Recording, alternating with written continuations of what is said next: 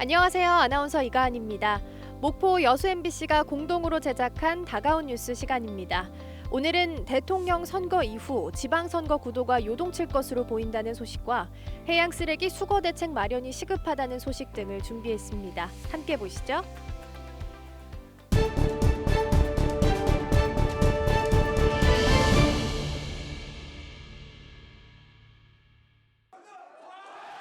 (2018년) 7회 지방선거에서 민주당은 압승을 거뒀습니다.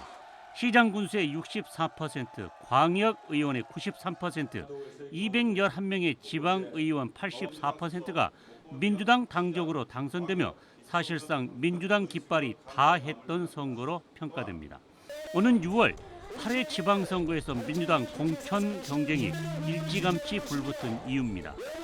현역 선출직과 도전자들이 대거 파란 점퍼를 입고 민주당의 대선과 자신의 지방선거 경계를 넘나들었습니다. 하지만 상황이 달라졌습니다. 정권 재창출에 실패한 민주당이 개혁과 기득권 포기를 말로만 할 수 없는 처지에 놓였기 때문입니다. 대선에서 정치 개혁을 의결한 민주당이 새로운 개혁 실험을 할 수 있는 곳은 그리 많지 않습니다. 민주당의 심장부인 전남이 동력과 명분 그리고 실리도 기대할 수 있는 유일한 곳이란 지적이 나옵니다. 민주당 내에서도 이제 비록 졌지만 통합정부 구호로 내걸었기 때문에 여야 간의 대화와 타협 이런 부분들이 필요하고 대선 기여도를 지방선거 공천에 반영하겠다던 민주당의 계획도 예측이 어렵습니다. 당 지도부가 이선으로 후퇴하고 비상대책위 체제로 전환하면서 공천 기준도 바뀔 수 있기 때문입니다. 탈당자 복당 허용 등으로 몸집이 커져 있는 전남 민주당이 대선 패배로 민주당의 내용의 후폭풍을 온몸으로 감당해야 할 가능성이 커지고 있습니다. MBC 뉴스 김윤희입니다. 전남 여수의 한 바닷가에 냉장고가 떠다닙니다. 플라스틱 병부터 목재, 스티로폼, 부표까지 바다를 뒤덮은 쓰레기 종류도 다양합니다. 돌산 지역에 숙박시설이 밀집되어 있다 보니 생활 쓰레기부터 양식장에서 버려진 쓰레기까지 바다로 밀려온 겁니다. 민간단체에서 수시로 수거하고 있지만 역부족입니다. 육지 쓰레기도 계속 발생하듯이 바다의 쓰레기도 치우고 나면 또 다시 쌓이고 해서 계속 연간 지속적으로 해야 될 것 같아요. 이렇게 바다에서 떠밀려 방파제 사이에 버려진 쓰레기들은 수거하기도 쉽지 않아 방치되어 있는 상황입니다. 여수의 대표적인 관광지인 오동도의 앞바다도 쓰레기로 몸살을 앓기는 마찬가지입니다. 관광도시인 줄 알고 왔는데 바다에 너무 쓰레기가 많아서 좀 아쉬워요. 지저분하더라고요. 전남 지역에서 지난해 수거된 해양 쓰레기는 3만 3천여 톤으로 전국에서 가장 많습니다. 해마다 해양 쓰레기가 늘어나고 있지만 예산 부족 탓에 제때 처리되지 못하고 쌓여있는 쓰레기만 8만 톤에 이릅니다. 전라남도는 사업비 확보와 함께 수거 인력을 늘리는 등 대책 마련에 나서고 있습니다. 재원 부분은 해수부에 예산 건의를 해가지고 추가적으로 확보하는 방법이 있고요. 매년 바다지킴이 인력을 더 확보하는 방향으로 지금 추진하고 있습니다.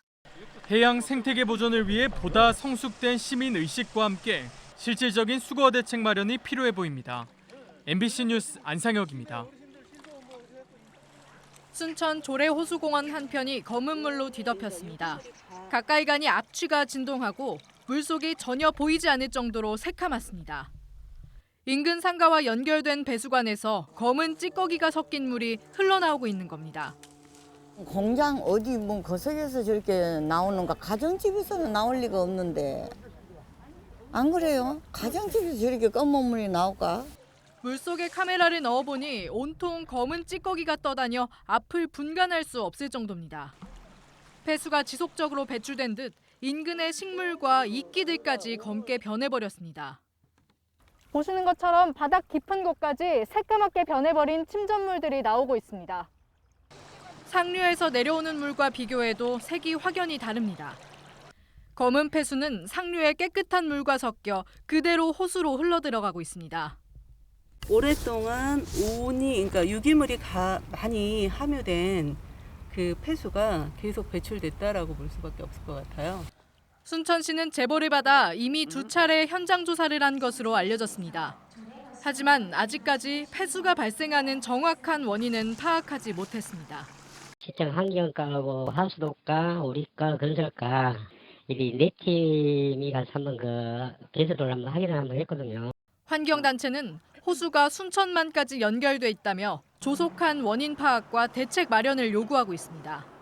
이 호수공원에는 사실은 수달, 멸종위기 보호종인 수달도 서식하고 있거든요. 그리고 이 호수공원의 물이 하수구를 통해서 또 순천만까지 이른다는.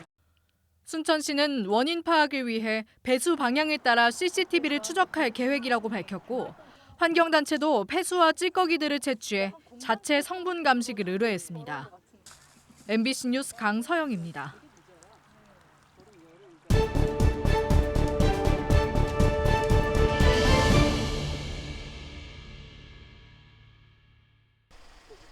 봄볕이 낮게 깔린 동산에 눈 속의 꽃, 노란 복수초가 군락을 이뤄 피어났습니다.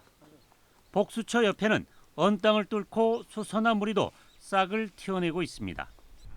이제 곧 꽃을 피워낼 듯 몽룡 꽃망울도 한껏 부풀어 오르면서 봄볕을 만끽하고 있습니다. 그 노란 꽃을 보시면 그 겨울에 막 돋아나는 그 잎같이 그 꽃같이 참 예쁩니다. 애들이 와서 체험할 수 있는 공간들이 많이 있어가지고 봄꽃을 마음껏 즐길 수 있습니다. 한평 자연생태공원에서는 봄 시기에 맞춰 봄꽃 전시회도 열리고 있습니다. 넋줄 고사리와 사계 국화, 철쭉 등 60여 개의 풍경 작품들이 눈길을 끌고 있습니다. 멸종위기 정도 많이 볼 수 있고 다양한 봄꽃들 만나볼 수 있어서 너무 좋아요. 봄이 정말 성큼 다가온 것 같습니다. 언 땅을 뚫고 칼바람을 이겨낸 봄꽃들이 단아한 자태를 이제 막 드러낼 준비를 마쳤습니다. MBC 뉴스 김윤입니다. 여수시립미술관 건립과 관련해 가장 관심을 끌었던 부분은 건립 장소입니다. 지난해 6월 말 1차 설문조사에서는 박람회장 한국관이 가장 높았고 다음으로 망마공원과 남산공원이었지만 여러 여건상 현실적인 문제로 한국관이 배제된 가운데 최근 실시된 설문조사에서는 예을마루 망마공원이 1순위로 결정됐습니다. 후보 선택 이유에 대해서는 관광객 및 시민의 접근성이 영위하므로 문화도시로서의 위상을 높일 수 있다가 가장 많이 응답을 해주셨고요. 대상지 선정 고려 사항에 대해서는 대중교통 이용 편의성을 1순위로 가장 많이 응답해 주셨습니다.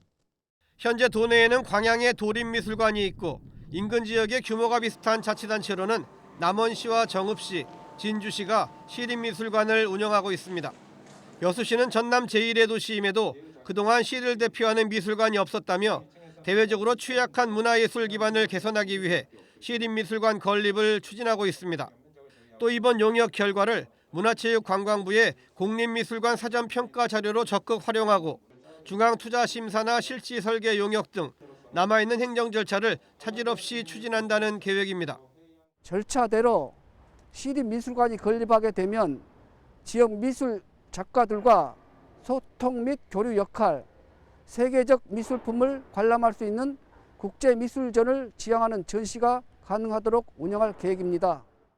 특히 여수시는 여수의 지역성을 면밀히 분석해 여수시립미술관만의 정체성 구현을 위한 전시를 기본 컨셉으로 시 품격에 맞는 미술관을 건립한다는 구상입니다. 여수시립미술관은 오는 2025년까지 총 사업비 280억 원이 투입돼 지하 1층, 지상 3층 규모로 건립될 예정이며 여수시는 개관 첫 해부터 연간 13억여 원의 수익이 발생하는 경제적 타당성과 파급 효과도 기대하고 있습니다. MBC 뉴스 최우식입니다. 남학신도시에 단 하나뿐인 고등학교입니다. 전교생 수는 630여 명. 수년 전부터 정원을 초과하고 있습니다. 남학 내 다른 학교가 없다 보니 1000여 명의 고등학생들은 인근 목포 지역 학교에까지 먼 등하교 길을 감수하고 있는 실정. 앞으로 14,000명의 인구가 입주하는 오령 2차 개발이 끝나면 300여 명의 고등학생들이 더 늘어날 전망입니다. 이 때문에 수년 전부터 남학신도시의 고교 신설의 필요성이 제기돼 왔으나 관계기관 간의 협의는 지지부진한 상태입니다. 오령 쪽 주민들이 오령고 신설이 정말 필요하다라는 간절한 소망들을 전달하기 위해서 지난 2월 18일부터 3월 17일까지 중점적으로 국민 서명 운동을 추진하고 있습니다. 그러나 전남교육청은 전남 전체 학령 인구 감소와 오령 2차 지구 분양 실적 저조 등을 이유로 학교 신설에 난색을 보이고 있습니다. 우리 전남 지역은 단일화군으로 운영이 되고 있고요. 또 학생 수가 급감하고 있기 때문에 교육부 중앙투자심사에서 고등학교 신설 심사가 하기가 상당히 어려운 여건에 있습니다. 당장 고교 신설 계획을 확정하더라도 개교까지는 예산 확보와 건축 등 최소 3년 이상이 걸립니다. 학교 설립이 되기까지 향후 몇 년간은 우리 학생들은 이런 불편함을 안고 원거리 통학을 해야 됩니다. 설립 기준에 조금 미흡하더라도 우리 국민들의 염원을 모아서 학교 신설을 위해, 학교 설립을 위해 최선을 다해 노력하겠습니다. 일각에서는 목포 등 인근 지역의 학교를 남학 신도시로 이설하자는 대안을 제시하지만 해당 지역 반발로 실현 가능성이 낮은 상황입니다. 신도시 개발 계획의 가장 기본적인 학교 인프라를 챙기지 못해 결국 애꿎은 학생들만 진학 학교를 찾아 떠도는 난민 신세에 처했습니다. MBC 뉴스 문현철입니다.